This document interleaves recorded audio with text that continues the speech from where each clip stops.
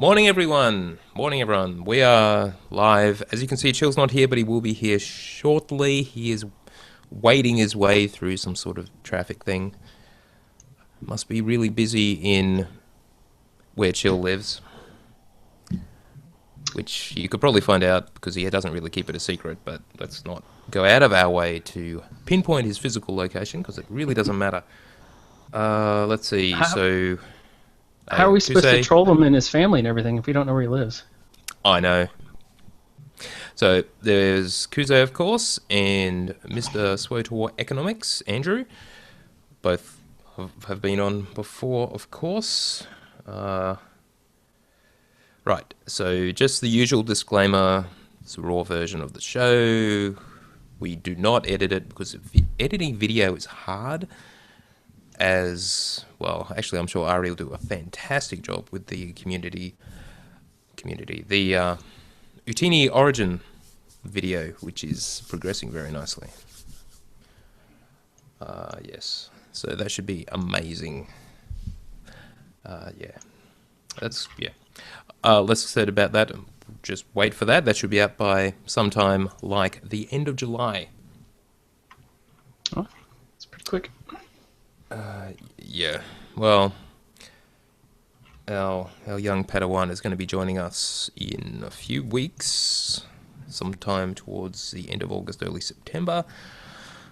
August 27th So- would be great.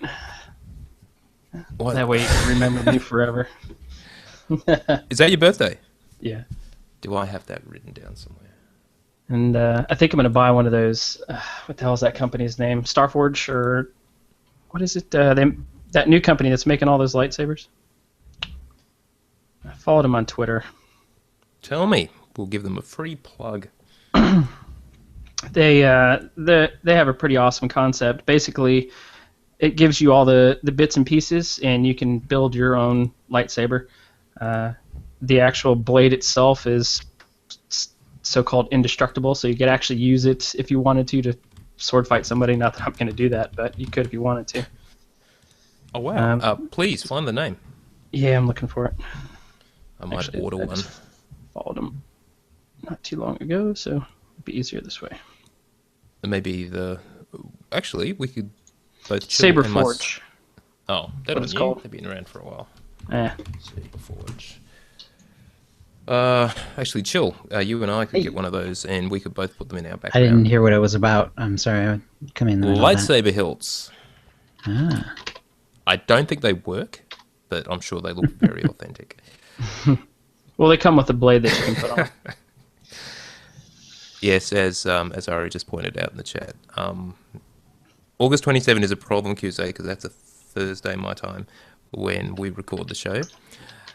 So, in case anyone was curious, we were just talking through the logistics of this. We may ask someone to step in for me to actually host, not host because Chill does that, but do my bit. Just read through the news and stuff. In case I'm busy. Well, actually, I won't be busy, but I'll be helping Ari, who will be busy. Yeah, anyway. I vote Turg. Ah, funny you should mention them. Yeah, I saw a tweet earlier today as well, or yesterday. Oh, from who? Turg. Ah, what did he say? Just about subbing and not. Jeez, everyone is ahead of me here. Oh, well, that's okay. That's all right. All right. So what happens when you have a job? I love my job. I really do. Especially, yeah, anyway. Okay, Saber Forge. Ultra Sabers? You tried them as well? No, I have not. Okay, I've heard of them too.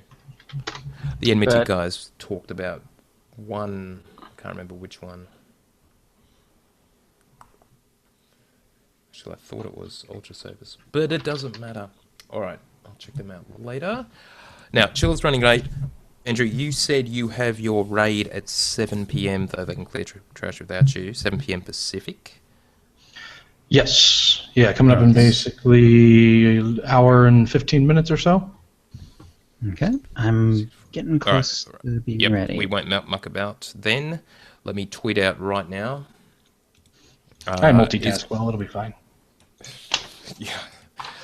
I don't think it's the first time someone's played while we record. Right, tweeting episode 214. Did I mention it was episode 214? Yep. All right, you were recording Andrew. I am recording, yes. Okay. Mr. Kuze, are you recording? Yes. All right. Chill, are you going? I'm getting Audacity rolling. Test. Audacity looks fine. Okay, you're in studio mode. I am. All right, I'm ready. Got. All right, shall we just launch in? Chat's going. Kuze, you've got your what? Yes. Yeah, you did take some notes, so you know what you're doing. Did what? I was really slack about sharing the show notes with Kuze. I'm sorry. All right, let's roll. All right, one sec. I gotta get all the windows up at the right spot. There we go. Notice that you have a right spot for them. Yeah. Well, I only have the one monitor, so gotta get them all in the right spot. That sunlight really is right on you, isn't it, Andrew? It is. I know from experience playing SWTOR right here, though, that it's almost behind my neighbor's roof, and then it will be out of the way. Not that it's a problem. I don't think it will affect your audio. You never know. I hope not. That's some dangerous gamma rays if Indeed. it's knocking out my audio. Oh, yeah. Yeah. All right, chill. All right. Going in 5. Hi, and welcome to the OotiniCast, the podcast that drops its shipments at the first sign of an Imperial cruiser. This is episode 214, being recorded on Wednesday, July 15th, 2015. I'm your host, Chill, with our producer and co-host, Tio. Hi, Tio. Hey, guys. And we've got Andrew from SWTOR Economics and Kuze today. So, Andrew, what you been up to? I've been doing a lot of raiding. That's become my primary in-game activity over the past couple months, basically. And Nice. we're 5 out of 10 currently. We're currently working on Torque and Revenite Commanders. So it's been a lot of fun. It's the group came together basically 6 to 8 weeks ago when I joined in an open DPS spot. They turned over about half of an existing team that had kind of had scheduling issues. So Right. a lot of progress in a short period of time, but some people had some experience going in. And then last night, actually, we did we hadn't been doing Colossal Monolith hard mode because we were trying to play catch up with a fairly new group like that. And so last night we made a point to schedule an hour outside of raid time, which turned out to be Tuesday nights. And so we spent an hour on Colossal Monolith, and on our last poll right at the hour mark, we got them down. Nice. So that was fun. Yeah, we haven't been back there for a few weeks, so we might have to check that out again. Excellent. Yeah, it was very, very smooth on the last poll, so I'm sure it was mostly luck and won't be that smooth next time around. Just out of curiosity, does your group yeah. have any melee, or is it all range DPS? We actually have 2 melee. We have a Sentinel and a Scoundrel, who are actually our 2 best DPS. So How about that? It can be done? yes, Can be done? it can be done. Actually, I believe, I was going to say, one other thing that I did this week that I was pretty proud of was I play a Gunnery Commando, which is not exactly the most powerful class ever for DPS, and it's also very bursty, so I mostly do 500k dummy parses, because that's what I tend to care more about, and I actually have the top 500k dummy parse now on Parsley for Gunnery. Very nice. So that was fun. And actually, our Sentinel, I believe, has the top 500k DPS parse overall now, and he's moving on to the million HP dummy. But we're both pretty ADD, so 500k might be more our sweet spot. Amazing. How well did your melee fare in Underlurker? Because from our experience with that fight, it's nasty for melee. It is. I think part of it is even though I love our 4 DPS, honestly, the best 2 people on our team probably are our 2 healers, so that doesn't hurt. We have a Sage healer that consistently can put out between 1,500 and 2,000 absorb with his bubbles. And so a lot of that's going out to those 2 melee along with the tanks, and he heals another 2,500 to 3,000 effective on top of that. And then we have a scoundrel healer that keeps up, in terms of total effective healing in that same kind of 4,500 to almost 5,000 range often. So that buys us quite a bit of leeway. Right. Impressive. Yeah, and congratulations on 5 out of 10 for such a fresh group, basically. Mm-hmm. Nice. Yeah, especially, I'm just glad they let me keep coming along, because I did my first hard mode Flashpoint in February. How about just the goes to site? show you can start late and still be absolutely competitive. True. And how about your site? So the blog's gone well. I kind of took a hiatus for a while there for tests that I had to take for work. And then once that was behind me, I started to try and kind of ease back into it, but I've definitely been easing into it more than jumping back into it. And so I've been posting about once a week is what I've been kind of shooting for. And so I've been posting a fair amount about different things about the expansion. And that's about it, yeah. Trying to stay kind of big picture, and I'm spending less time on the minutia of what this or that is going for on the GTN, because that was just it was a lot of time to get not a lot of information out of it, because it would change as soon as I had it. So without them offering an API or some sort of data feed of GTN data, I'm becoming less and less convinced that it can be scaled up. I was hoping that I could continue scaling it up to the point where it got more and more automated and became some sort of data feed for the community. But I don't know who's going to put in the resources to either finish scaling it up and then host it on some sort of server. So until someone steps up and says they want to do that, I'm probably going to be putting limited time into that really specific GTN data harvesting for a while. Right. Probably when the expansion drops, you'll have all kinds of new interesting stuff to do. Definitely. And if the servers end up merging, or if just because of population it doesn't make sense to do more than a handful of them, that actually helps too, because each server that I pull is that much more time commitment. So if it gets to the point where it only makes sense to maybe pull the top 3 or 4 US servers and the top couple European servers, then that would cut the time in half probably. All right, excellent. Okay, Kuze, how about your week? Well, first off, the biggest question for Andrew is, what's the hot ticket on what server, so I can go buy it, transfer my character over, and transfer back and sell it. And that's what I need to know, so I can make some credits. I literally just thought about that earlier today, if that was a viable thing that could be done. But the problem is most of the servers that have high prices, it's because there's no buyers or sellers. So I don't know that you could really actually sell anything if you went to one of those lower pop servers that have the high list prices. Same thing as the real world almost. Just because people are selling it for that much doesn't mean people are buying it. Yes, indeed. My week, as always, has been with the raid, which has been fun of late since we've gotten the walkers down and we're working on Underlurker and Torque. Both interesting fights. Torque is really fun, I think. Slow going, but fun. But the biggest thing that I've been doing lately, since there's nothing else to do, is work on decorations. I have went through trying to go through all the old Flashpoints solo and picking up the decorations that I don't have, so I don't have to buy them off the GTN. Ah, cool. And trying to fill out my inventory of all the decos. I would safely say I'm 90%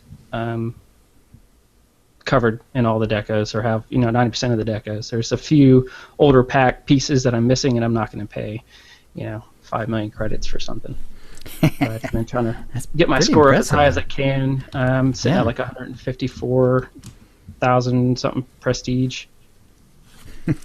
So depending on who's on the server, I'm probably right at the top of the list there.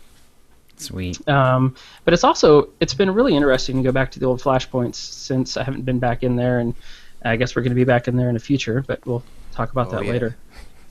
Is at least going in solo at a higher level, you have time to explore the map you could pick up all the bonus quests, because you normally don't do all the bonus quests when you're going through with a group. They just want to rush through and get things done. So I've actually gained a lot of achievements, a lot of codex, and making a decent amount of credits too. Just going through some of the old Flashpoint solo and picking up stuff and selling it. And on top of that, you're also getting gear so you can change up your look. So unfortunately, that's really all that's left in SWTOR right now, is to decorate and change your look. But it's been fun. Excellent. All right, Tio, how about your week?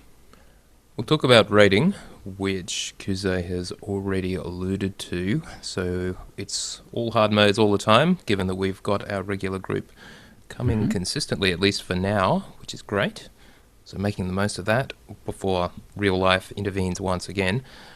So we started with Temple of Sacrifice, doing hard mode, Malafar, easy now of course, and Sword Squadron we actually got down fairly handily. So this is our third time that we actually took them down. The second time was rough, we got there eventually. This time was actually pretty easy. We got the balance of DPS about right, so yeah. We then went through on day one to Underlurker for the first time and had a look at that on hard mode. And in case you've never done it, the big difference is there is this really painful slow put out by the localings, the ads, which is so slow that when the rocks drop out of the ceiling, the red circles appear and a rock appears. If you're standing in one of those red circles, chances are you could start moving as soon as you see the red circle and you will not be out of the way. Yeah. And so the obvious strategy for dealing with that is kill the localings before the Underlurker actually casts Collapse and the red circles and the rocks start appearing. Of course, once you kill the ads, the slow is gone. Everyone can get behind the rocks. Rinse and repeat. It took us a little bit to sort of get the hang of making, well, the tank, that was me, tanking the Underlurker himself, making sure he's positioned up where the lurklings, where one of them comes up. Myself and Rab, our shadow melee, focus on that lurkling just to make sure it dies quick. And the range DPS with the healers are all clustered together for healing and burn down the other lurklings. We were getting the hang of it. However, on day two, we decided that we'd take down what we could in Ravagers, which was Sparky and Bulo. I think we got Bulo down on the first attempt. First time for that, so on Hunt, which is great. And we actually decided to, since we were there, look at Torque rather than going back to Underlurker again. So second time looking at Torque, it's a hell of a fight. Yeah. A hell of a fight. So particularly for poor Rab, our melee, who just kept being barbecued, but just not quite able to move out fast enough. Right. It's looking at it over though, just thinking back on it, I suspect Underlurker will turn out to be easier. The key is to make sure we burst down the lurklings. As long as they're dead, we should be okay. The DPS the guys are putting out should easily be enough to get through that, so it's just a matter of executing. It seemed, as they all do, impossible at first, but as we worked at it a bit, we should be able to nail it. So we'll be doing that again this week. It is amazing. Sorry, I was going to say, it is amazing once you get them down that mental block is not there anymore, and it seems to happen, faster and faster, and it's easier compared to, like, I'm doing DPS and Sparky and dancing around and doing whatever, but when we first went in there, I know that we've gotten some gear since then, but still that drastic difference between when we first went in there until now is just kind of crazy. What kind of DPS do you have, similar to your question for me earlier? Just the one melee and three ranged, a Sage Commando. Actually, I'm not sure which discipline Pez is running. And I'm on my gunslinger. Of course. Yeah. And I'm doing dirty tricks, so dot spec. Very Guardian tank and Vanguard fun tank. spec. Yep. Yeah. And our healers are Kuze on his commando and a Sage healer. Yeah. And apparently it's not a spec for everyone, because Bill tried it on his gunslinger, and he can't make it work, even though he's an excellent player in other respects. But he can do just as much DPS as I can when he's in his sharpshooting tree, but he just can't do it on the dot tree. But for whatever reason, I'm able to do the dot tree. So I don't know. I guess to we each their click with own. it. Yep, exactly. And I've always liked the marksman one as well, or the sharpshooter. On the it's a lot of fun too. But I'm really digging the dot tree. So, all right. Anything else, Tim? Yep. Just outside of raiding, I've been continuing to level my sniper, continuing with the Imperial Agent story, which is excellent. Took that unexpected turn, which was awesome. Is this for Act at 2? the end of Chapter 1, Right. early Chapter 2. Into Act 2, yeah. So that's cool. That's a lot of fun. Anyway, that's my week. How about you, Chill? All right. First, a shout out to the chat room. Blacklock is here. Darth Brundlefly, Dekion, Dread, Farming Credits, Wow, and then it gets cut off. Fiona, Gangletron, Gaskai, Giant Gina, Max the Grey. Let's see, Rasrax, Chebon, Clubware USA, Comics, Dark Edge, Gaming, Dux, Flux. Wow, a lot of people today. Master Jedi, random name, I believe, Palace, Sukaiberu, Swoteradix, and Zamzam. The PvPer, they're all here. Let's see, and let me check out the Twitch one real quick here, if it'll let me. Let's see, I'm not... hang on a sec. Pull up the viewer list. Just Evans, Sequetskia, I'm not sure how to pronounce that, sorry.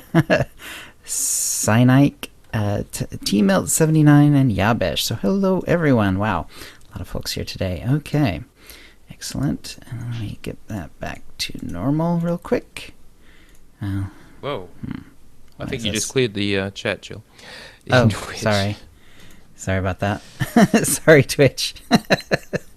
All right. Well, I'll have to learn how to do that a little bit better. Part of the problem is I have the window really small, so it's like Yeah, it's no all, worries. everything's all cramped in there. All right. So over this weekend, I had a full day of overtime on Saturday, so kind of crimped my playtime because when you do overtime on Saturday, you're pretty tired on Sunday. So, I did get some done, but not a ton. I am starting to level my old operations main, my Shadow. It's nice to see her again. I'm going up the middle tree since I did tanking basically since launch on that character. And I also did the right side tree, the dot tree, recently with Chill Echo, the assassin, when I did the Whispers of the Force stream. So doing the middle tree, which I believe is what Rub uses, and I can see why. It's a lot of fun. The damage is pretty good, even though I really suck at it right now. I don't know the rotation very well. I'm still trying to figure out what to do first to proc what, that sort of thing. But it even now, it's still doing decent damage. So I'm kind of digging it. Also, because this was my main before Shadow of Revan, all the flashpoints had come out, and I did them on this character. So I had to go straight to Rishi, and then I'll be doing Yavin to level. So no quick and easy 2 to 2.5 to 3 levels in the flashpoints. And I got up to the consular side quest on Rishi, not very far, but I did that side quest for the consulars, and I thought it was interesting. I won't give any spoilers, but it was a lot of fun, and it was very sort of, it felt very Star Wars, sort of very in-depth Force type stuff, which was cool. Also, I watched A New Hope with my wife over the weekend, and I actually noticed a couple of things this time round. The 100th time I've seen this thing. First of all, I noticed that for a 1977 movie, the cuts are really quick, and I was especially noticing that in a couple of scenes. The TIE fighters fighting the Millennium Falcon scene, the cuts are really quick. So either the editors were sort of ahead of their time, or they were tapping into something that was about to become really popular, but either way, it was really interesting to notice that they were sort of picking up on that. But they also had sort of foot in the past of the past of the long takes. because a lot of the filler shots, a lot of these little quick cut shots, are actually close-ups of characters turning their heads like people watching tennis games, like following the ball. And so they're basically following the TIE fighters with their eyes and with their heads, and that's actually what they use to cut in between and kind of let you know where the bad guys are in relation to the good guys. So they knew that this like quick cutting sort of technique was going to be a little tricky for an audience to follow. So they kind of did that as a way to make sure that everyone kind of had an idea of what was going on, and they weren't just throwing their hands up in the air and saying, "I'm lost, I have no idea what's going on." Also later, I noticed when they break Leia out of prison on the Death Star, they as soon as they do the thing where Chewie supposedly breaks loose, they start shooting all the camera banks, but they shoot like way too many cameras. There's they could have shot like 2 or 3 or 4 fewer banks of cameras, and I completely would have believed that they had gotten all the cameras in that room. It's crazy how many. Yeah, it's like this is just an administrative room where they're going to take the prisoners out to to all the cells, and there's apparently it's it's total Big Brother in that room. It's crazy. So anyway, it was nice seeing the movie again, though. It has been a while. Yeah. So that will bring us to the tip of the week. And we've got 5 tips this week. And Tio, you wanted to start with Gas Guy's tip. Indeed. So Gas Guy says, "Hi, fellow explorers. Today's tip dealing with exploration is that all world maps are not created the same. As you progress in leveling, your starter planet is your first world map. Then you move to your homeworld. Both of these locations are exclusive to your faction, Republic only versus Empire only. As you increase your skills, you are then flying off the planets which are shared faction, and you have the risk/reward of meeting a player of the opposing faction for some PvP action. This would seem to be the extent of how player world maps operate, so it was a bit of a shock when I realised that even after having leveled both a Marauder and a Jedi Knight on the planet Balmorra, that the world map is different for each player faction. The geography of mountains and rivers is the same, but the names of the outposts are different, and in some cases the outposts have switched and are now exclusively the faction of your character. Also, some of the paths and the trails which are mapped only allow access to the faction side you are on. An example is the bridge from Gorinth Canyon Outpost travelling to the east. On the Republic faction world map, this is fully crossable normal bridge, but in the Empire faction, this bridge has been damaged and the centre span is missing. The reason behind this type of mapping is due to the change in the class story the faction is experiencing on this planet. Yep. Or to be specific, the difference in time, with one having occurred a certain amount of time before the other. So you're actually seeing the effect. And Taris is the other one. Yep. Right, because in one the Empire is earlier, and one the Republic is earlier. Yes.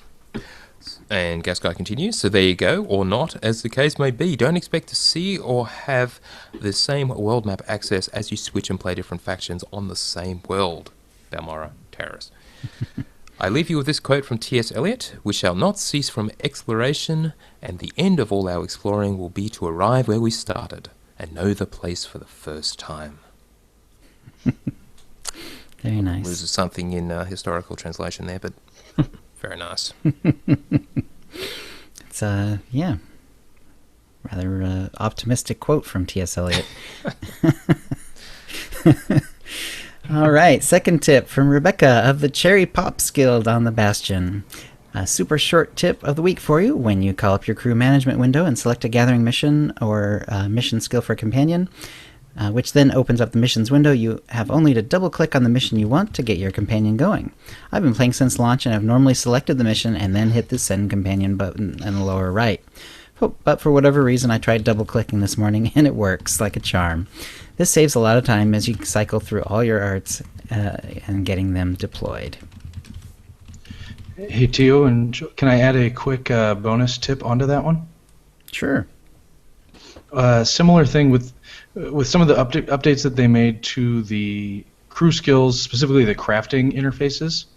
Mm-hmm. If you are going to be queuing up, say, a number of companions for all biochem, and you're going to have them craft a bunch of stims, right. I often in the past have clicked on the Biochem logo in my crew skills menu for each successive companion, and it's still a pretty slow process. It kind of jams up the system a little bit and takes it a good 2 or 3 seconds for me to switch from one companion to the next. But if you use the little drop-down menu in the actual Biochem interface, none of that lag is there, and it instantly switches from one to the other. Oh. See, I don't know what they've done, but they've introduced this lag in the crew window. I don't know if it's when they made everything compressed versus expanded, but before there wasn't any lag when you were selecting any profession or any item to make. It was always, fairly quick. But now there's like a 2 or 3 well, I don't want to say 2 or 3 seconds. That's pretty long, but a few seconds in between each click that you have to wait for the screen. I don't know. And I thought it was just on my end, but other people have confirmed it too. So I don't know what the deal is with that. I've heard from some people who I would expect to be knowledgeable about it that it has to do with like databasing and server side things. It's a little bit beyond my technical understanding of it, but I guess that seems to be the issue, is that some of the things that are rely a lot on communicating back and forth with database servers have been getting kind of progressively slower over time. EN shows similar behavior sometimes. Well, that, and I'm on a Harbinger, so that could probably add to it. So just leave with that, actually. Sadly, the larger the population is, the more traffic to your database. And so, that would kind of explain it. Probably a little more complicated than that, but it's a plausible theory. All right, our third tip is from Tiadra. My first tip has to do with talk and hard mode and the annoying, dangerous fire devices. And yes, they are annoying. If you are like me, sometimes you cannot always seem to see them right away if they spawn close to one of the floor vents. I've always noticed that there are times when you may not notice them until after they have already done a tick or two of damage to you, but I will concede that this could be an issue of lag or graphic settings. Now, I've noticed that you always will see, I think you see the nameplate first, or the circle. You absolutely do get at least a second or two. If you're paying attention, you should always have time to actually get out of the way. But with a lot of stuff going on, it is easy to miss. And if there is a bit of lag or your graphics, your frame rate isn't quite keeping up, Anyway, however, there is a decent workaround for this. If, like me, you turn off nameplates for friendly and enemy players because it helps with performance, then you should definitely turn it on for this fight, as it will show above where the dangerous fire device is and allow you to see where they are spawning, even if you can't necessarily see the effects from the dangerous fire device right away. Right, that's what I was referring to, because I absolutely do have enemy nameplates on, and friendlies as well. Yeah, I do too. Yeah. My second tip has to do with the Legacy Companion gear that you receive for doing the Yavin 4 weekly and the weekly Revan missions. Once you have enough Legacy gear for all the companions you want to use, or all companions, because it is bound to Legacy, you can move it across between them, that gear can be sold to the vendor and will get you a decent amount of credits. Okay. Sure, alright. And Tiadra's third tip has to do with unlocks for things like the Outfit Designer, the Cargo Hold, and the Legacy Bay. Before purchasing an unlock, through those, check the GTN, as you can sometimes find cartel market unlocks at a cheaper price than the cost of doing it through the designer or the cargo bay. For the costume designer, you can buy an unlock for your entire account, which opens a new slot for every character, for 240,000 credits on the GTN at the time of this post, while for me personally to unlock a new slot through the outfit designer for one character, it would cost 500,000 for the current slot I need to unlock. I already have 10 on this particular character. Yep. So there you go, and that applies across the board. Sometimes the GTN unlocks that people have bought on the cartel market and put in the GTN to sell for credits are cheaper, just straight cheaper. They're doing it otherwise. Yeah, and it gets really expensive to buy those things one at a time per character.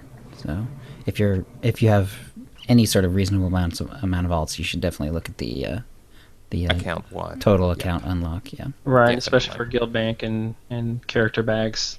Yes. Holds. I've done that a long time ago. Always get the account wide. Yep. On that companion gear, I believe it's been a while since I double checked it, but I want to say it's about 75 or 80,000 credits if you open the box and vendor all of them. It nets you quite a bit. Nice. Okay. And Andrew, you have a tip.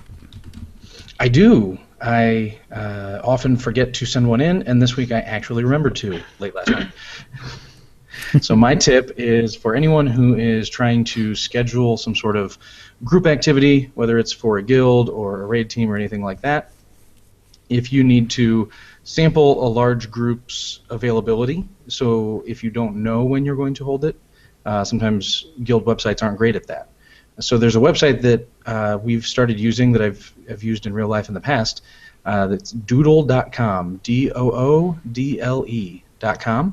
And it's just a real simple web-based tool to make polls, basically.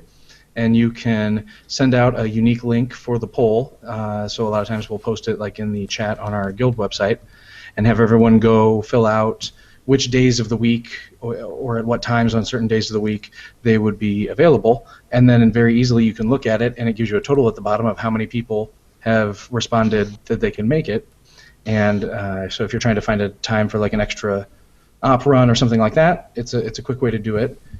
For instance, I mentioned at the beginning that we did a little bonus hard mode Colossal Monolith run, and that started Monday night at the end of our normal raid at midnight Eastern.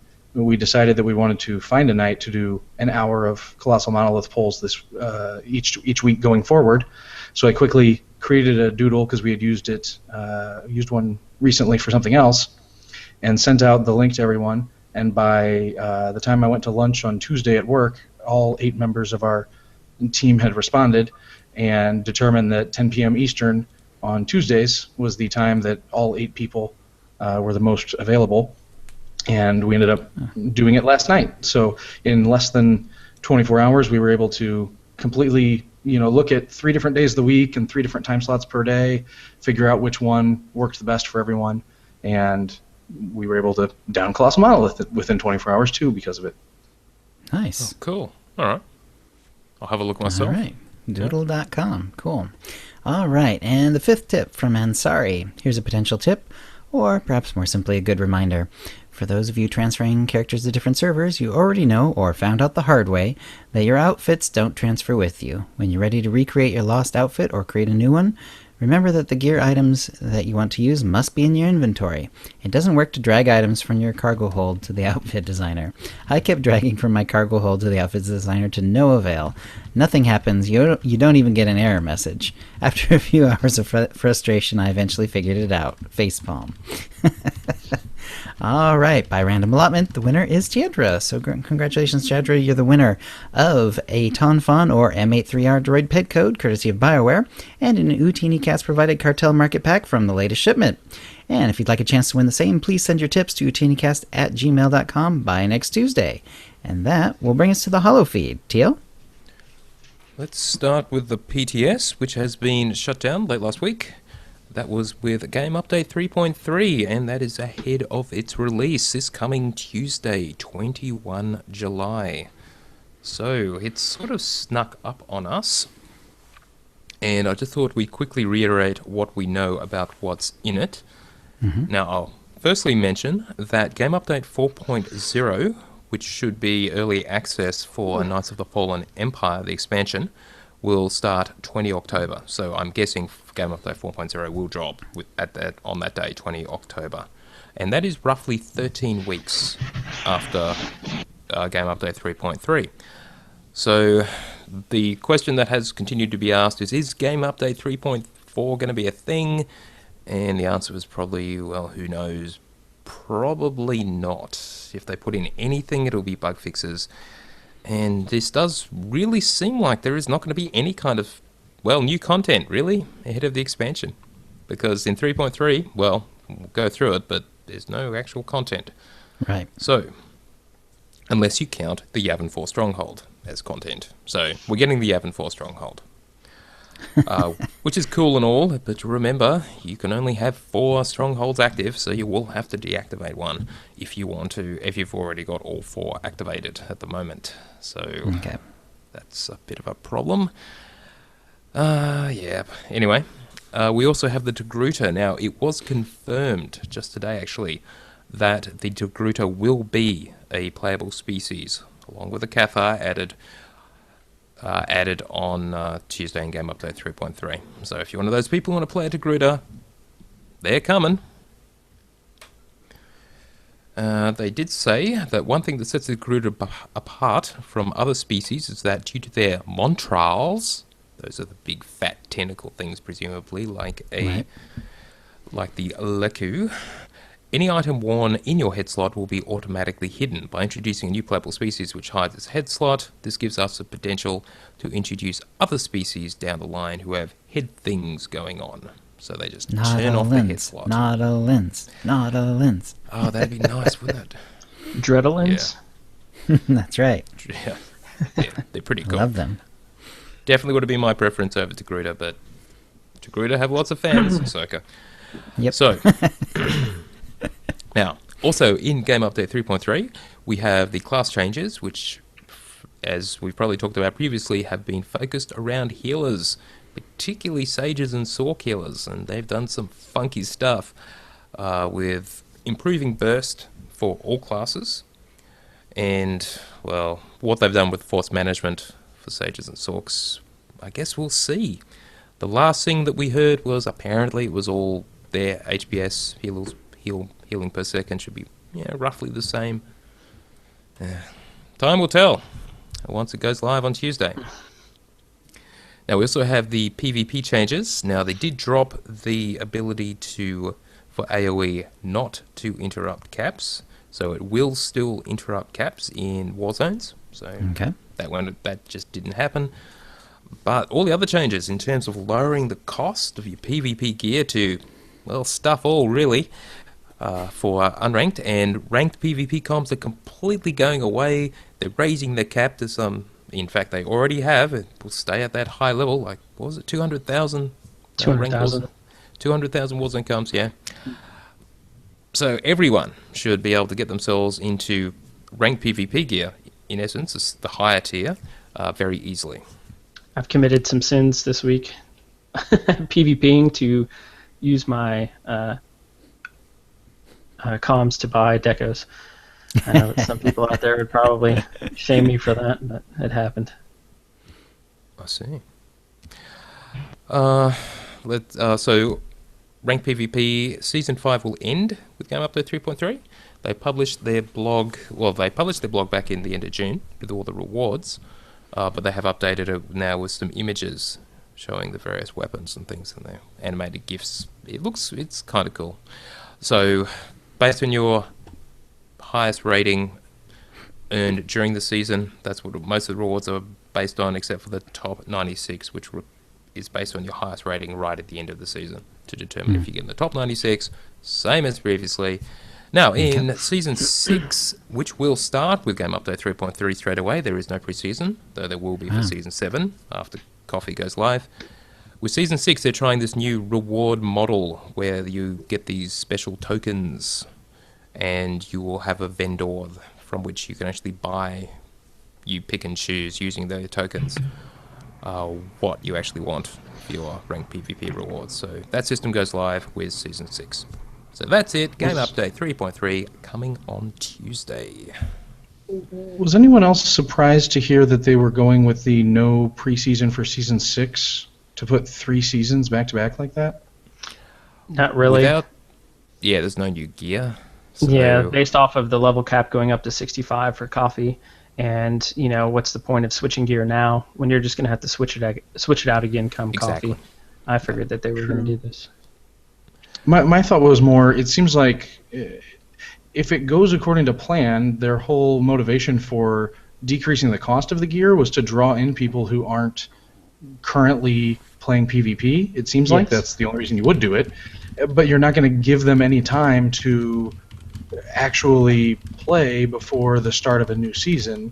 It just seems kind of odd that you're introducing a mechanic to theoretically draw in people that aren't currently playing the PvP and get them to try it out and get them an easier gearing process, but at the same time you're also going to start a new season with no preseason. It just seems like they're kind of shooting themselves in the foot. Somewhat, but since there is a gap. There's 13 weeks. I think Theo put in the show notes earlier between 3.3 and 4.0. It only, let's see, I started season 5 with no relevant PvP gear, and I think it took me 2 weeks, and just because of the weeklies, to actually get a full set of gear. With the new changes, people probably can get gear within, even at a casual pace, probably within that same 2 weeks, and be high enough. Have the 2018 expertise. Yeah, the expertise. Yes, have the full expertise to go into ranked and have enough time to get whatever rewards they want, if that's what they want to do. Honestly, I think it's just fluff. It's just fluff to the PvP community because there hasn't been anything in so long, honestly. Well, also it's one of those things that's just going to benefit in the long run. I agree that, Andrew, the timing on this doesn't leave a ton, new people to get in before the new season, but just on an ongoing basis, anyone who levels up a new character to the max level will no longer have a huge long gear grind ahead of them to get that character up to 2018. Yeah, makes sense. All right. Next in the news, set bonuses. So this kind of came out of nowhere. They said that with the expansion, wanted to give everyone a chance to criticize and suggest any particular improvements for set bonuses across the board. If there's one that you are interested or you don't like, a particular 2 or 4 or 6 piece bonus you like changed, respond to one of the appropriate threads, and they did start a thread for every single set bonus. So it's all out there. Find your thread and add your comments. It's boilerplate for all of them, but what they essentially said in all cases was they didn't want the set bonuses to increase the DPS, heals per second, or survivability, depending on the discipline or that they're intended for, by more than 5%. So, yeah, so don't suggest something which will be more than that, because they'll just jump on it. But yeah, so anyway, you got some ideas, you don't like something. Something that was suggested was the icons for the 2 and 6 piece bonus in some cases are the same for when they proc, and they're going to try and look at that. Was suggesting that would be a good thing to fix. That does sound good. Sounds like an easy fix too. I think I would like more choices of set bonuses. I know that it would be difficult, but just having one set course that you can have, I think it would be a little bit more intriguing and fun if we had different set bonuses. So if I didn't like my playstyle didn't fit this certain set bonus, to choose another one. But them asking for help is kind of, for me, as a fool me once, shame on me, fool me twice, shame on you thing. I've kind of jaded in the past for providing any information, because it seems like it doesn't come to fruition. Not necessarily just my ideas, but everybody's. It was a year and a half ago, or a year ago, somewhere in there, that they asked for Warzone ideas, and nothing's been put out since then. So anytime that any of this happens, I encourage people to do it. People need to do it, but it's not going to come from me. We'll see what happens, I guess. All right. Well, we may have some answers from San Diego Comic-Con's Q&A, though probably not. So that happened. We had the San Diego Comic-Con, all kinds of cool Star Wars news from that. There wasn't a new trailer, but there was some footage that was shown, a 3-minute sort of trailer thing, which was kind of cool. So Force Awakens, obviously coming at the end of the year, should be amazing. But in SWTOR news, we did have the Community Cantina, which, well, what they did was they had a couple of story panels, and then they had the Q&A with the developers in the evening. They had a meet and greet with the devs also with each story panel. Story panel just seemed to be walking through storyboards for the Sacrifice trailer that was done by Blur for Knights of the Fallen Empire. So I haven't actually heard or seen much from that yet, but it sounds like they managed to avoid, well, anything new, so they didn't really tell us anything. Though, there was one piece of controversy that actually came out of that. which was to do with Malgus. So they did show a cut scene, a scene that was actually cut from the final version of the trailer, which showed the twins bringing in someone frozen in carbonite.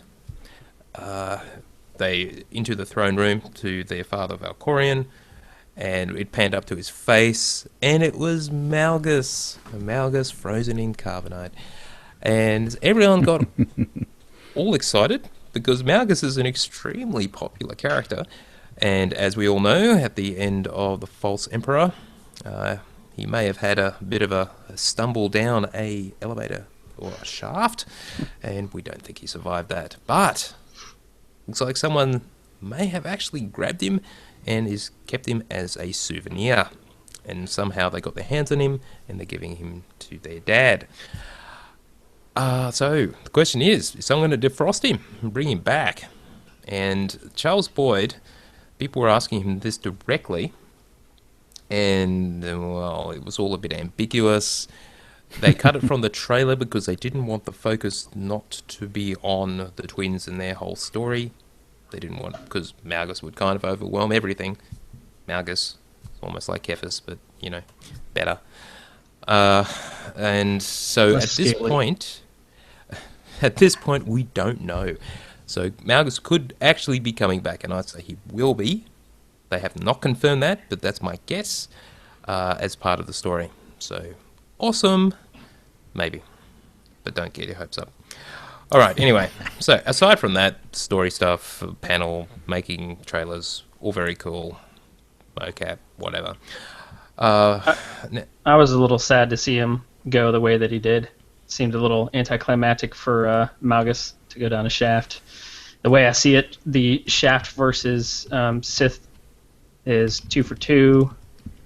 Maybe, well, depending on if Malgus makes it or not. You know, then Luke made it through, so I guess we'll see where it turns if Malgus comes back.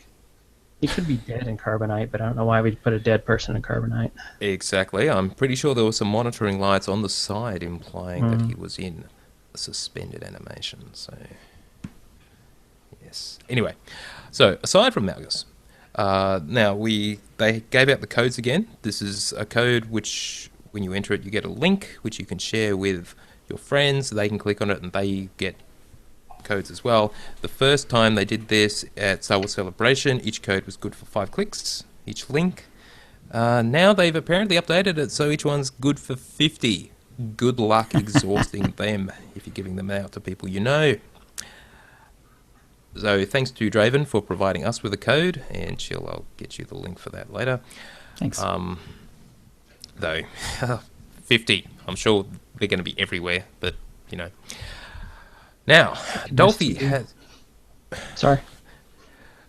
has done a write-up of the Q&A. There was not a flash drive, a thumb drive given out to participants. However, there were questions asked and answered during the panel. Now, sadly, none of them were really that earth-shattering, but we'll quickly go through it. I'll link to Dolphy's posts so you can read them in their entirety. We'll leave the new operations one. Well, actually, someone asked, plans for new operations. We'll be going into that in more detail later. And they said they wanted to have new ops, but at the same time they want to ensure they have a solid operation foundation. And so, revamp, which we'll talk about. Any new PvP content coming? Bit of a sore point, that one. And the answer was summarized as, look for the change to the PvP meta in Fallen Empire. What the hell does that mean, you could ask? And, well, level 65, new abilities, meta will change. I don't think that counts as new content, to be perfectly honest. So, let's hope that they have alluded to the fact that new maps are in development, or a new map or something. Don't look for it in 2015, possibly 2016, surely. Or they've given up on PvP altogether, which they haven't said they've done. So, new maps, no doubt coming, even if they're not saying that. But you'll get a new meta with the expansion. Right. Any revamps to Conquest? Because that was a nice content kind of alternative. Conquest will be revamped to match the current content. Okay. So there'll be new planets obviously added with the expansion. So yeah, I guess there'll be new conquest stuff associated with that. The new planets to invade. Maybe some new stuff for that. Any of the old planets getting some love, such as Tatooine? Why would you change Tatooine? Anyway, and some will be revisited in Fallen Empire. Revisited. Not sure So- what that means, but okay. No, I don't either. To me, Hey. that means no change to the planet, but you're going to go back probably to visit to an instance part of the planet for a story. I don't sounds think likely. that they're changing anything on the planet other than possibly with the whole companion mix-up that we're going to go through, that you might have to go back there to rescue or grab a companion or do a Right. quest for them or something, but nothing, Something. no real change to the actual old content of the planet. I think there's presidential candidates that are jealous with the level of non-answers in this Q&A. Yep. Now, speaking of non-answers, gear sets for quick swap. That is some sort of gear changer using something like the outfit designer, but to actually store a PvP in a PvE set or whatever. Big cheer from the audience asking the question, and they couldn't hear the answer. So I think we can guess so. Don't hold your breath on that one. Any plan for a novel to expand the current story? Nope. Can you go back and play the original story with your auto level 60? They already answered that. The answer's no. If you get an insta 60, he starts at 60, and the class story is locked for those characters. Right. And you can't auto level an existing character. It must be a brand new 60. But all of that we already knew. Will companions care more about player decisions? Yes. That's a huge part of the expansion. They're going to care more. Will the Shroud from the macro binocular missions be back? Guaranteed he will be back, but can't guarantee when. That means 2016/17. The Shroud is always there. Just not in any content that you're actually playing through. And any plan to upgrade Galactic Starfighter? Yes. But it depends what the game needs, and we'll upgrade someday. That's just more of that MMO stuff, which they're not focusing on in 2015. Story. It's all about the story. It's kind of odd that when the question was asked about Gear Changer, and the crowd cheered, and it was the only answer where nobody could hear, where the person couldn't hear what the answer was because the crowd was cheering, that they couldn't provide an answer. But what does that tell you? So what do I need to change gear for? PvP? I don't need to change gear for story content, right? Because everything's bolstered, and I'm going to go through with the same gear that I have. So that's kind of funny that the biggest cheer in the crowd was for something where you can switch between PvE and PvP gear. Yeah. See, the people have hope, QC. No, I have hope. Well, I'll get to my hope later. Right now, I'm, throwing a balance in here between what's put All on. right. Okay, so let's go to the main story and last story for today, which is the changes to operations and flashpoints. Oh my. Yeah, so George Smith, senior designer in charge of operations and flashpoints, put out a blog post, Operations and Flashpoints in Fallen Empire. So this put the cat among the pigeons, but in all honesty, it was actually exactly what they have been saying all along. So, but in fact, in some ways, it's better. Now, what they had told us in the past was that they were going to scale up all the operation content. They didn't say to what, but now we know. But anyway, let's go through this in sequence. Firstly, they point out the obvious that flashpoints at the moment are mostly obsolete because they have level ranges associated with them, you play through them, and then you never go back because there's just no point. They don't reward any gear, so why bother? And same deal with the operations. As we know, we have the operations ranging back to Eternity Vault and Karaga's Palace. It came with the game's launch. But with each time we had a level raise, and each tier of gear, the gear gets better. You never go back and do the old stuff except for and giggles. So, what are they doing about it? Well, quite a bit, as it turns out. Firstly, they're going to be adding a solo mode to some of the story flashpoints, the ones that are important to story. And these solo modes are repeatable. They're going to have a level sync system that lowers your character's level and power to the level of the flashpoint. So, for those story-critical flashpoints in the game at the moment, when you step into them in solo mode, your level will be dropped down to that of the flashpoint. And apparently you will be able to solo through them. So at any level. So even if you've out-leveled its range, you will be able to go back. Now, an important question is whether the flashpoints will actually remain in their current form, because as you know, there's flashpoints for groups all the way up through the level range, and we have level characters that way by doing those flashpoints. My first read-through, I thought that they're actually going to get rid of that, but looking at it, even though they haven't explicitly said, it looks like they'll probably keep it. So flashpoints will exist as they are now, but they are adding a solo mode to some of them, which we'll go through in a bit later. Next, most of our story mode flashpoints have also been converted to tacticals, and these tacticals can be played from anywhere in the range level 10 to 65, and the flashpoints will bolster your character, like Cure Drive Yards does. And the loot will be specific to your class at their non-bolstered level. So honestly, this is really good. It means that instead of having only Cure Drive Yards between levels 10 and max, you'll be able to do any of the ones that they have converted to tacticals, which is not all of them. Okay. So that is a really good change. So plenty of choice, you'll be able to, and also better than cross-server in that with your queue, because you've got the entire player population who are leveling characters, all of them are in that queue for those tacticals. So, solo player, go and do them solo mode. If you want to group up with others, you can do them as tacticals. Or, in theory, you can still do them with an at-level group with a traditional tank and healer in the old-fashioned way, assuming that's still there. Finally, hard mode flashpoints are getting some love as well.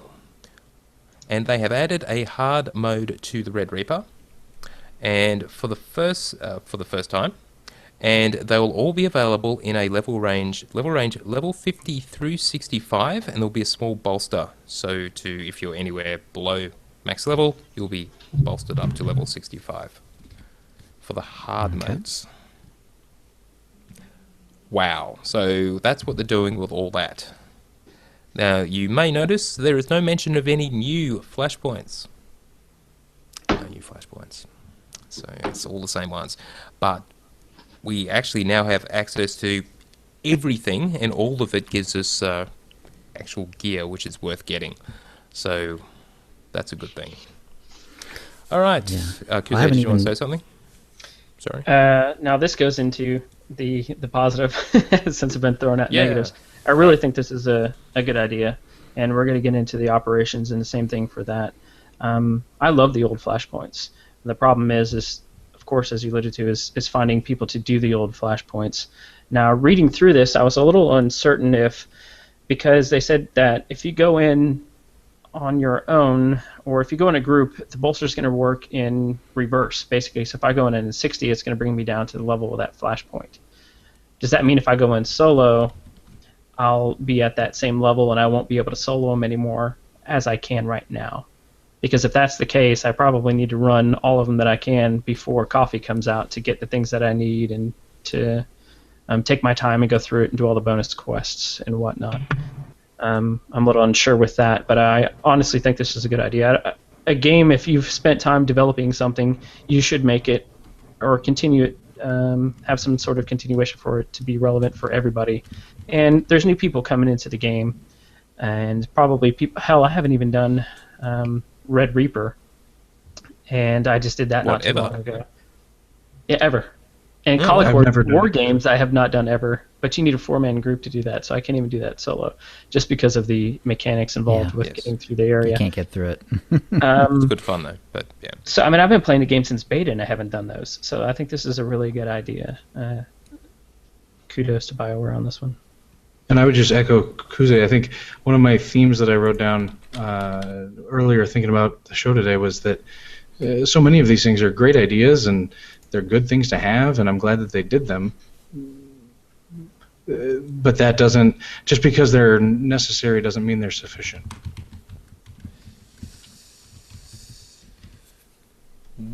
Yeah, well, it depends. Is Directive 7 soloable? Why wouldn't it be soloable?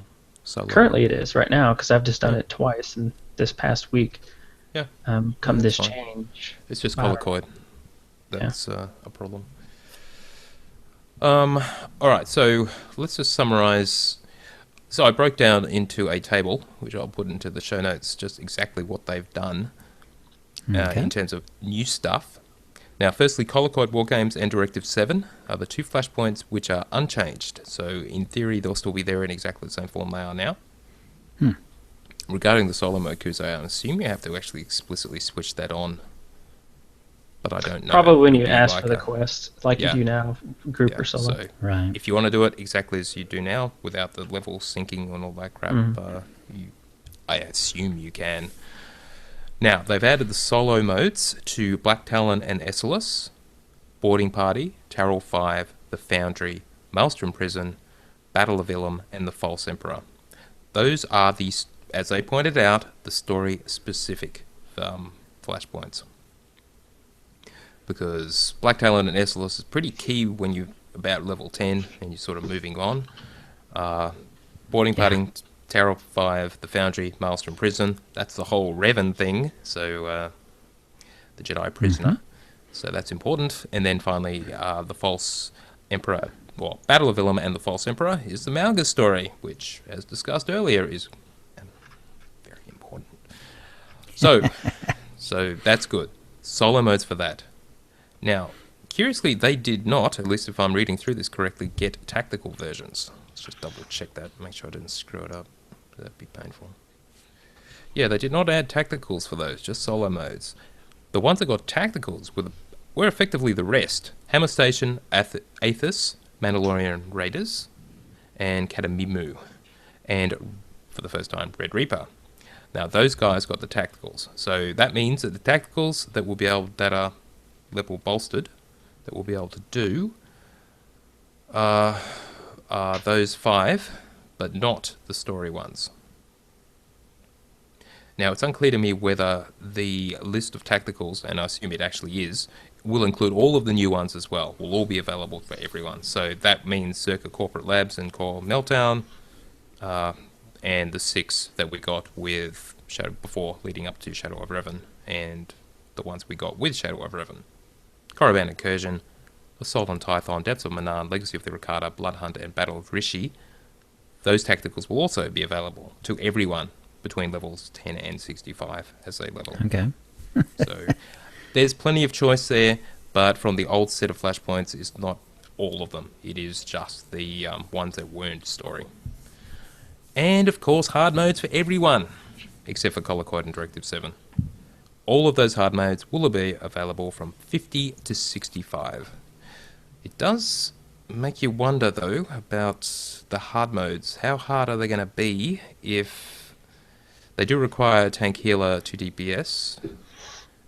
But if you're relying on bolster, are they actually going to be hard? Right. I don't know. No. Yeah. Although, ultimately, I mean, obviously not exactly new content, but it's been a long time since I've done some of these flashpoints. I'm pretty sure Battle of Ilum, last time I did Battle of Ilum was with Hypnotoad in the party. I mean, it has been a long time. So, yeah, I mean, it will be interesting to do some of these that I haven't done for a long time again. So, yeah, and because I normally, especially since 12 times experience and all that other good stuff, I don't even try to get into flashpoints on the way up. I just do the story content. Yeah. Having the solo modes really is a nice idea. It is. I wonder if they're going to change things though, where currently if I go into a flashpoint solo by myself, there's certain things like we'll say Manon, you can't kick the barrels if you go in there by yourself.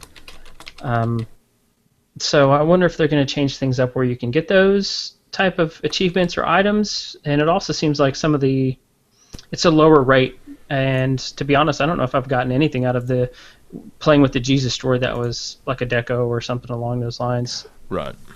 So Yeah, I don't know especially how the around the loot repeatable. is going to differ between solo. Well, if they 'Cause they provide said the it's going to solo be mode, solos it's are going more, to be, it's more to play through it, though. So I would guess but they said it's would going to be actually- repeatable Yes. solos. You can play even them less more than once. reason to actually provide any useful loot. They're Right. making it repeatable so you can do the story again if you want to. I Not do get think- cool stuff. Darth Brundlefly in chat mentioned something that I thought I was thinking the same thing would be interesting and a cool way to do the solo modes.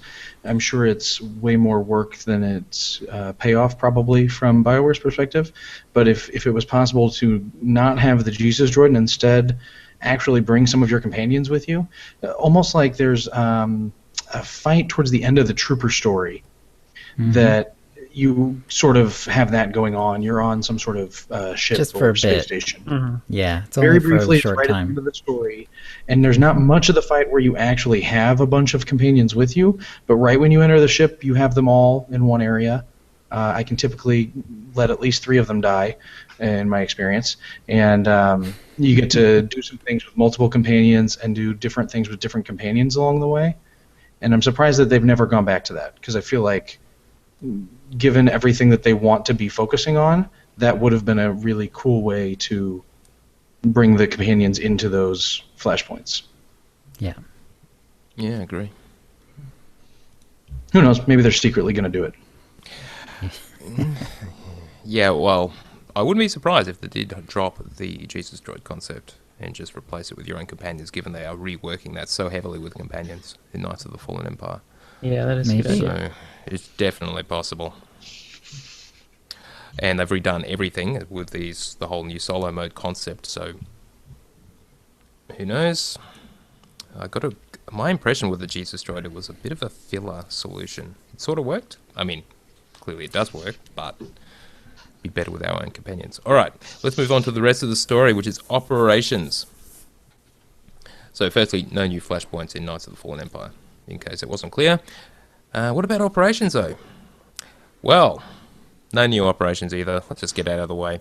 This is what they said. They said there would be no new operations in 2015.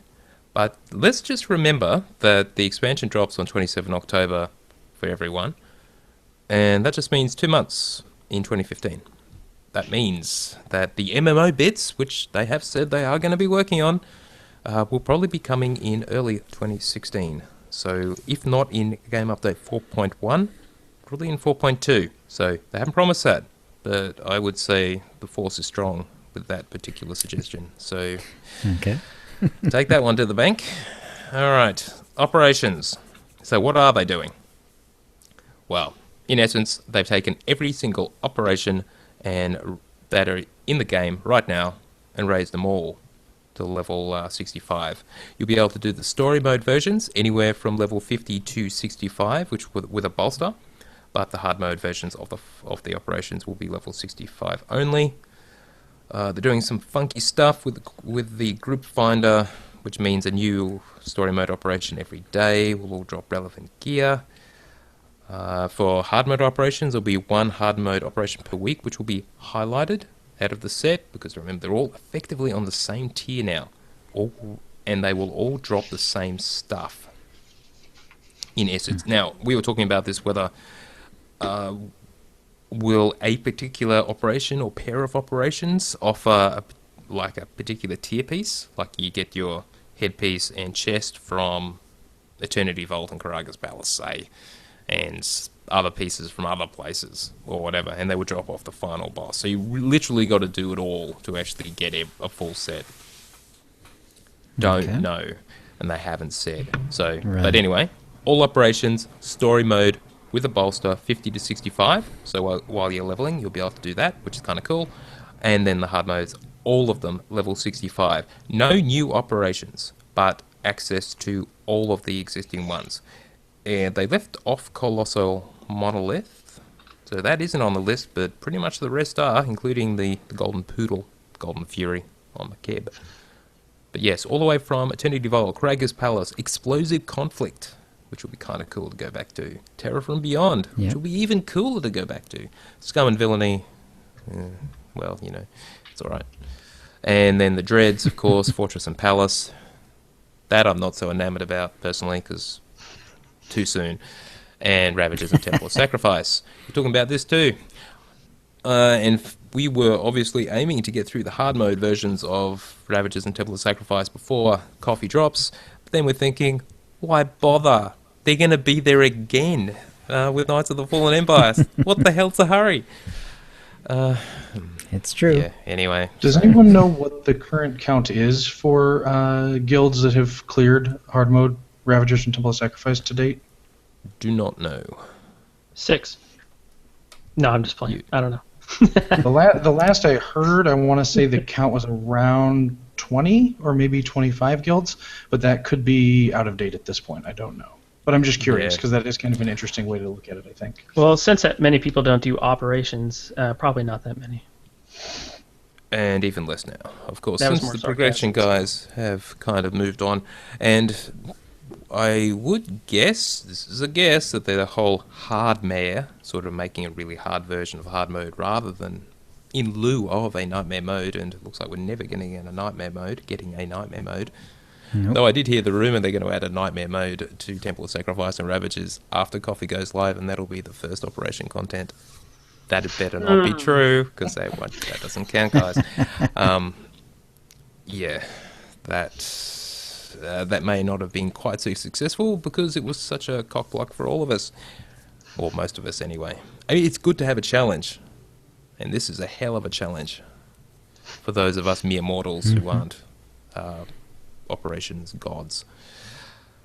Yeah, alright, so the other thing to mention was Nightmare Mode will also be available for all the operations that currently had it previously. So, no new ones.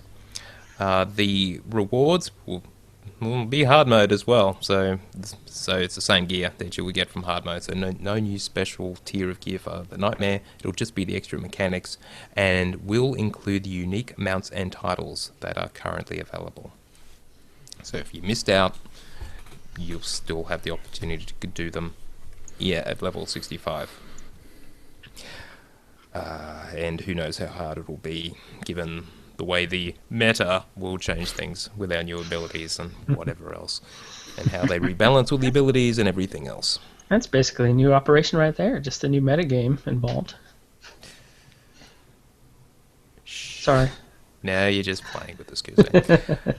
That's too far. All right, so that's the details of it.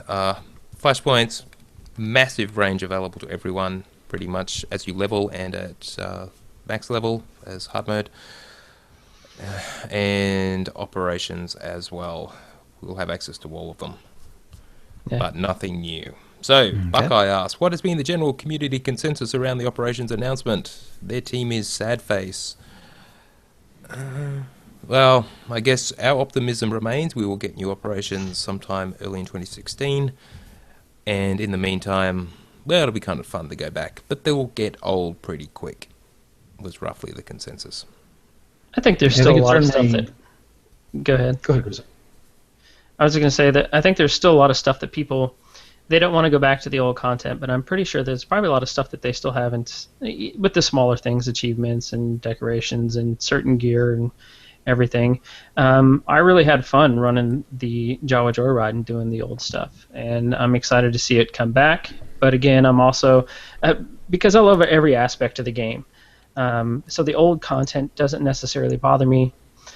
But then again, I'm also on the other end of that spectrum where I do need new stuff. I do need new shinies to achieve to, and I hope that you're right, Tio. They fooled me with Shadow of Revan. A lot of people were upset that PvP wasn't coming out, and I was like, oh, you just need to relax. I guarantee you they're going to come out with a new PvP map soon, right after Shadow of Revan and all this good stuff, and it didn't happen. So they kind of jaded me a little bit. I'm holding out for Coffee, and we'll see what happens. But I am excited about the new stuff, and I think, as I was saying, there's probably a lot of things that people aren't thinking about on the old operations that they haven't done yet, that they'll be surprised when they go back and do it. Oh, I didn't do this the last time that I was in here, or I didn't notice that. So we'll see what happens. Yeah, I think, like I said earlier, I feel like there's nothing in here that I feel like is bad. It's just a question of how long does it take for people to grow tired of it. Even people like, it sounds like, I think all of us are probably in a similar spot where we're not opposed to doing this. We're intrigued by some of the things that they're going to bring back to level, but at some point we're going to want something new. Mm-hmm. And they're just being so unclear about what that timeline looks like that they're creating so much panic and fear, and people who really want to be doing progression rating in the game that just don't know what that's going to look like going forward. And I feel like a lot of it just comes down to how poor of a job they're doing of setting expectations and communicating clearly with the community. I understand that they probably want to not use too many MMO words in their big E3 appearances and interviews and things like that, because they don't want to scare away all the KOTOR players that they want to bring back into the game for the story content. But there's so many other ways that they could send some information down to the raiding communities, whether it's through their guilds or through podcasts or so many different things that would really help their current situation. Because I feel like every day there is someone that I know or a group that I know that is either unsubbing or decreasing what they're doing in the game, and it's all because of this one announcement. And I think that's, at the end of the day, that's the problem with it, is that you can lose some players, and as long as you replace them, maybe the game's health is okay. But if the players that you lose are the people who are guild officers, and they're the people who are doing podcasts, and they're the people who have blogs, and if you're disproportionately losing that part of the player base, then that's not okay for the game's health, because you're not going to have someone who played KOTOR and KOTOR 2 and plays SWTOR for the first time suddenly, replace someone who's doing all those different things in the community and running a guild. That's a lot to backfill. Sorry, end rant. I just wanted to add a little bit more onto that. First, I'm going to start off with a tweet from Snave that I read earlier this week, which I thought was just a dead-on awesome point, and then I'll allude to why. The game had 8 unique stories at launch with little in-game content. That worked out well last time, right? With a question mark. So we had all of this story content in the very beginning of SWTOR, and all of these people joined up, and then for some reason, all of these people left. Well, why did they leave? Probably because of various reasons. I think, to me, what I saw when I was playing, a lot of it was due to bugs and just not somewhat polished in the beginning. But story didn't hold them there. The only people that held on to the game were group players, as PvP, as PvE, and everything else. And the reason I'm getting to this is because a lot of players that I see on Reddit, or a lot of Reddit posts, and it could just be a small percentage, and it could be skewed based off of what I'm seeing, is that people are saying, returning player, how's SWTOR been since I've been gone? I'm coming back to the game. The coffee looks great. Well, why did they leave in the first place? If they're story driven and they're coming back into the game because they love the story, and I'm one of those people. As I said before, I love every aspect of SWTOR, and that's part of the reason why I'm still here, not just the group content, but everything else as well. How long is that going to hold their attention? Once they finish the story, they're not going to stick around. And as I said before, and I hope Tio is correct, that they do their push. They get a bunch of people in, hold their attention, and then transfer back into the group content. Because if they don't, then I think a lot of people are just going to be pulling pitch, aviation reference of they're just going to be gone. And I hope that doesn't happen, because this is my hobby. It's my pastime, my favorite pastime, and I hope it doesn't go away. But if they keep going down this path, I think it might happen. Right. That's it. Yeah, I have difficulties with it too, just because For instance, there's a lot of the sort of the upper end rating guilds, and they're the sorts who, will have long since already burned out the current content and, kind of moved on. But then they always come back when the next expansion hits. But will they come back for this? I'm not sure. Story players will, and they will hopefully be in large numbers, but there's a lot of really good operations people out there who do a lot of interesting things in the community when they are playing the game. But I'm not sure they'll be coming back for just an upgraded version of the old operations. So I definitely hope that they at least start announcing, the next operations relatively soon. I agree. I know their marketing push has been story, story, story. It's all story, story, story. But it's not enough. It really isn't. And hence, but they have, just to reiterate, they have made it clear in several places in a kind of roundabout and non-specific and really inadequate way that the MMO bits really are important and they are going to be doing that stuff. I just wish they'd be a little more explicit to give people hope.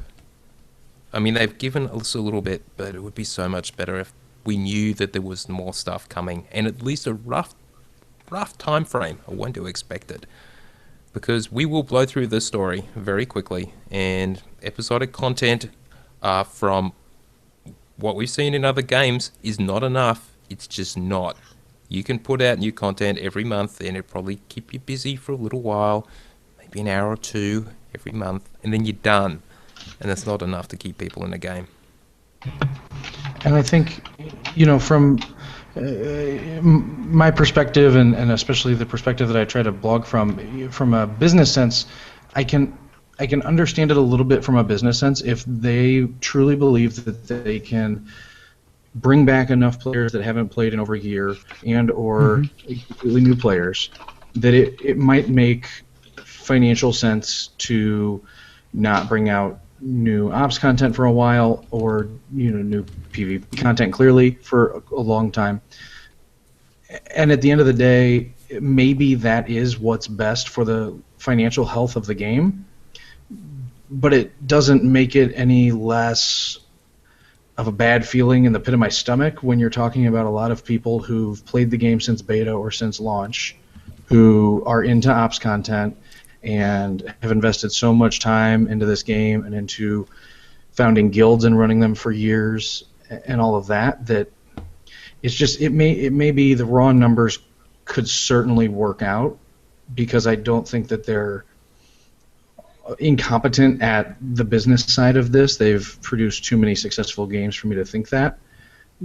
But I do think that it's a very troubling customer service, customer retention risk to take if you're going to take that leap and potentially alienate some of your best long-term subscribers, even if you think you can make that money up. It still sets a bad precedent that you're willing to just cut the legs out from under some of your longest supporters. All right, let's leave the discussion there. I think we've, we just got to see, just got to wait and see what they do, and have some faith, as you say. Agreed. They've done this before with varying success. So, all right, now remainder of the news, just community briefly. Thanks to our latest Utini patrons, Paul C, Travis S, and Glenn. Thank you Thank you guys. very much.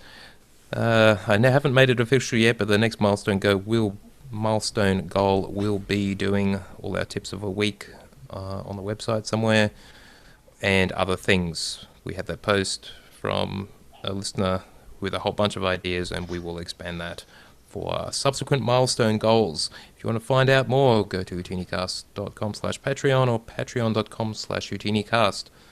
Also, thanks to Larry for his generous donation. And the Cast Stronghold Mystery from Giant Gina, also known as Patchwork, we will reveal next week his solution. Now, we did have one detailed entry which we talked through, well, we mentioned in passing. We'll talk through that as well next week, and Kuze had some ideas. But we're running long and I haven't got time to do it this time. So, Okay. Alrighty, Bastard. sorry. Yeah, that'll bring us up to the forced feedback where we read out your tweets and emails. And chat room, if you have any questions asked, we'll be gathering them now to answer once we're done with the feedback.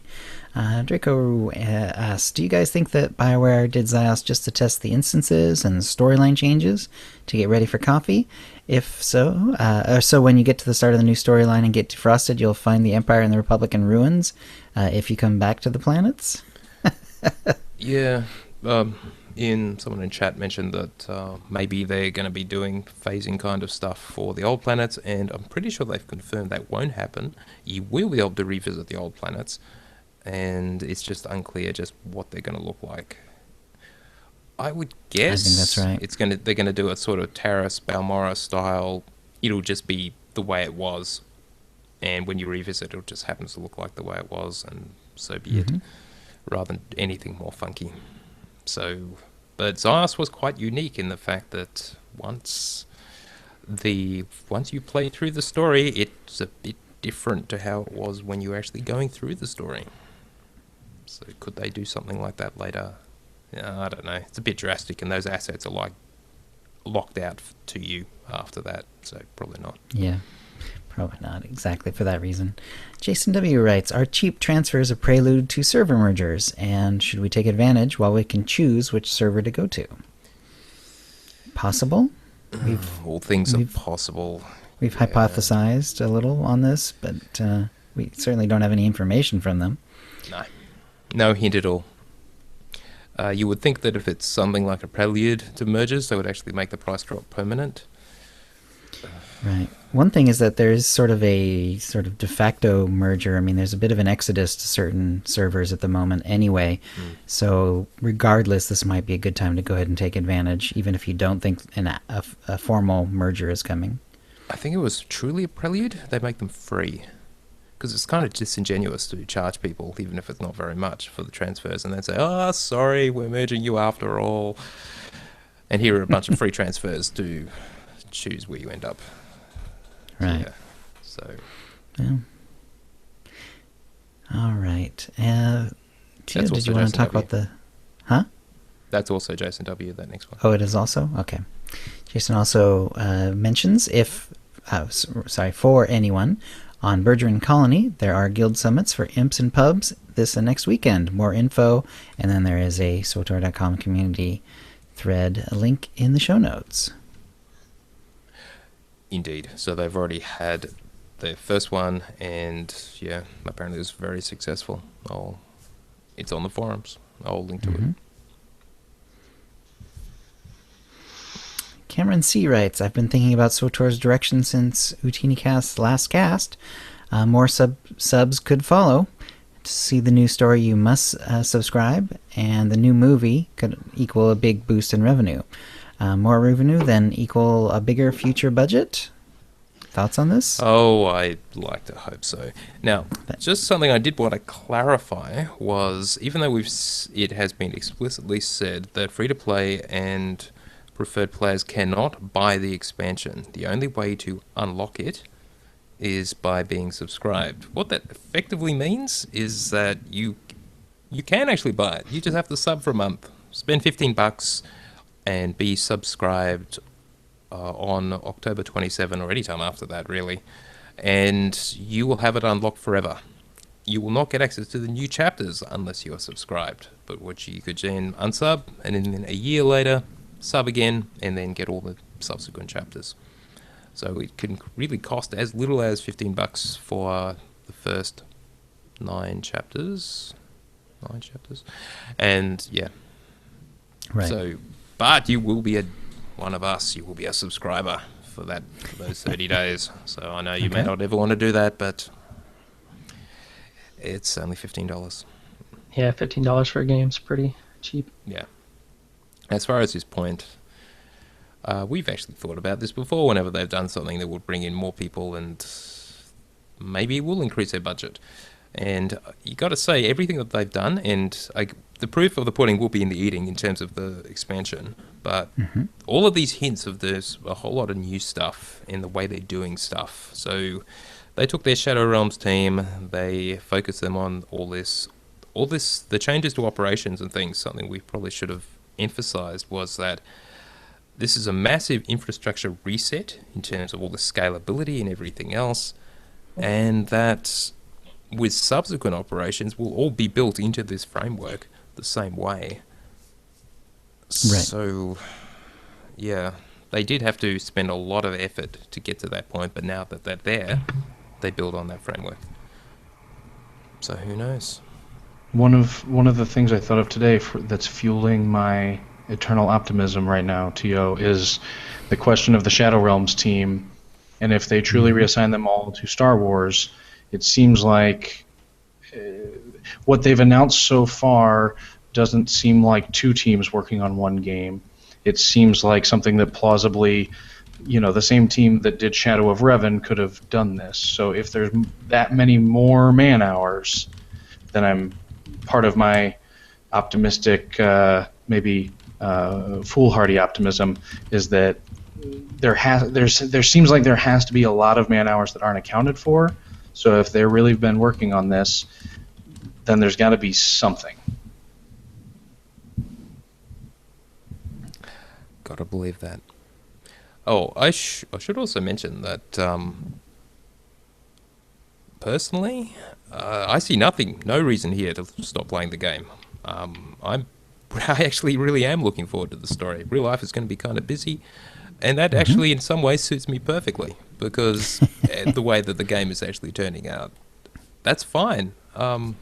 And what they're doing with the story, I'm actually really excited to see where it's all going to end up. This episodic content sounds amazing, and I'm willing to stay subscribed just for that. I'm hoping that the MMO bits will be there. I really am, and I want to keep going with our rate group because that's a very special part of my life, and I don't want to lose that. And but aside from that, yeah, I agree. I just hope that the story lasts, and it's not a Ziost or Shadow of Revan type experience where we burn through it. That they keep the cadence up as they're promising now. They keep the cadence up now as they promised in the past for other things. If they can keep the cadence up with the story, that's great. I can deal with the older operations for a while, and hopefully by the time we get bored of that, a new one will come out.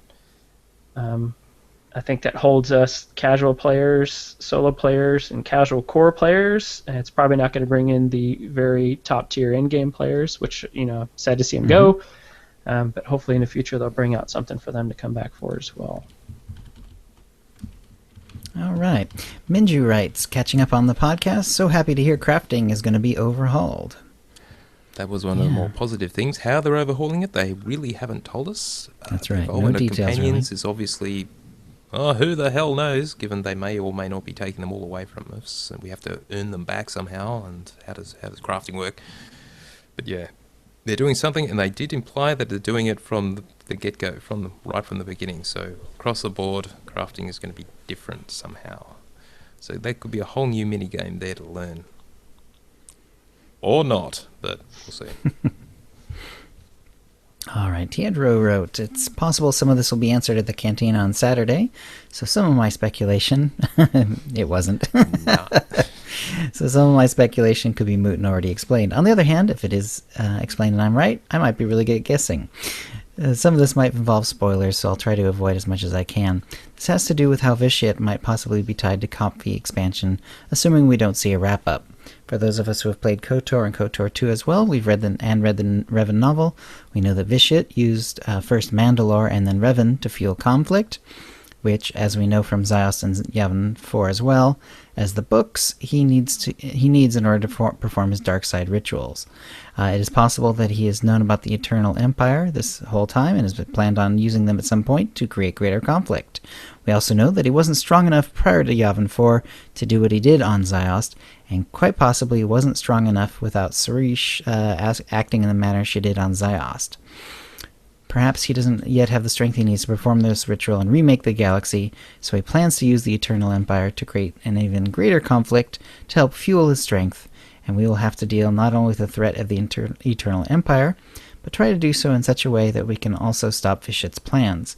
It's not much, but since we know that they've been working on Copy for quite a while, There has to be more of an end to the Vitiate story than some cutscene mission prior to or in the first 2 chapters of Kopfi. He's too big of a threat and too powerful for us to defeat so easily and quickly. Yes.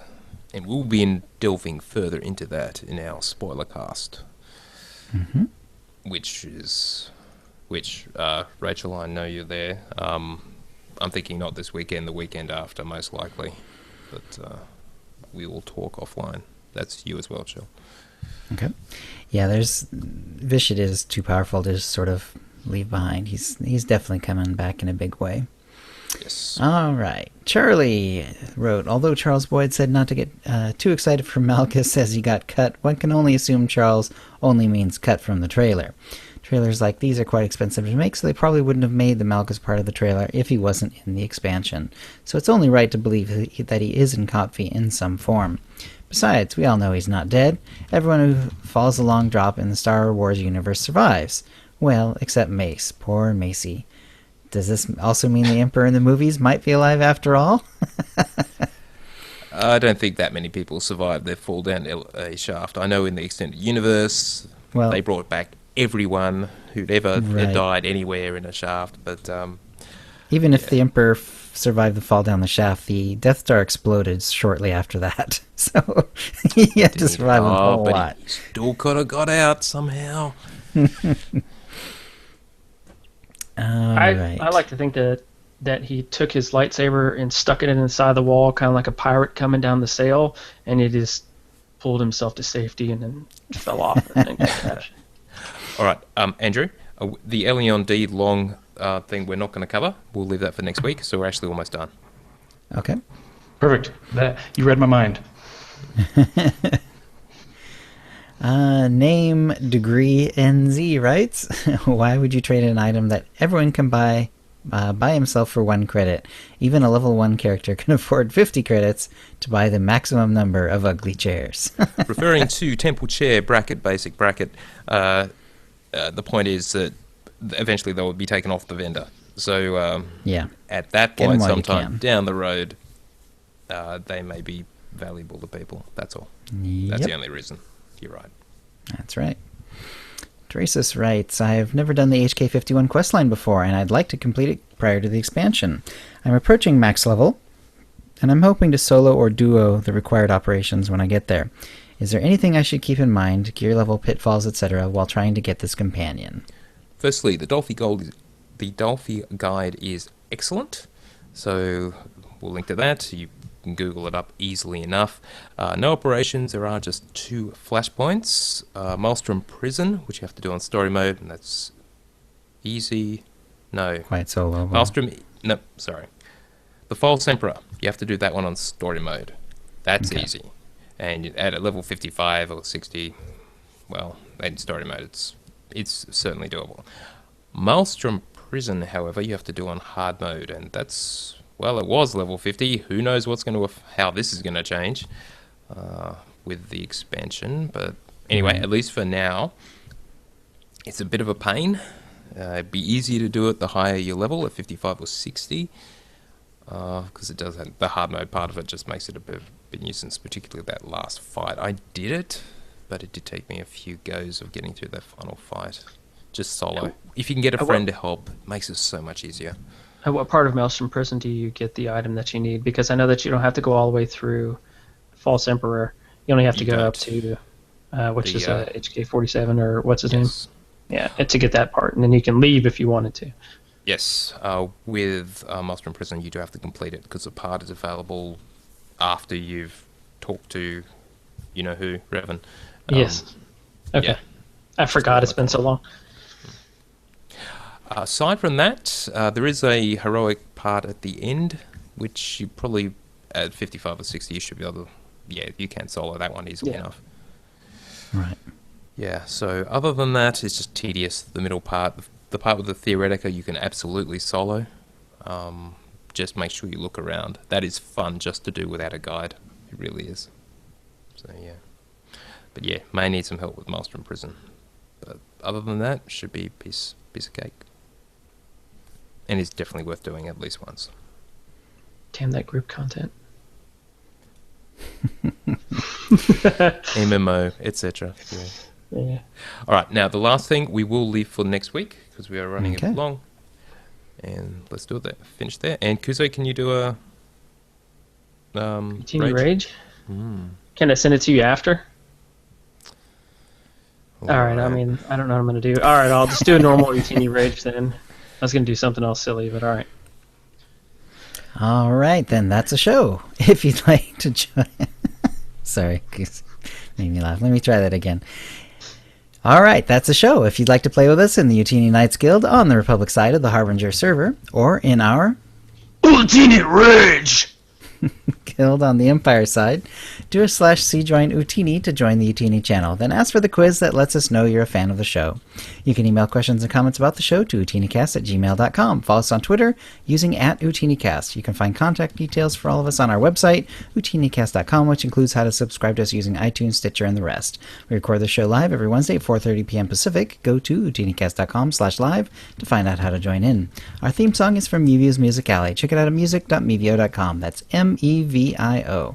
And thank you to the chat room, and thank you to Kuze and to Andrew of SWTOR Economics. Thank you, everybody. Thanks for having me. Fun as always. Great, and we'll see you next week. All right, guys. Thank you for watching. Keep recording, everyone. Just a sec, Andrew. Andrew has to go, so we'll just wrap up very quick. Thank you. Next week, we'll go through that long post of L&Ds and some good discussion there. That may just be our Sarlacc Digest. We'll see what happens. Have a great week, everyone. And, yeah, coffee is coming.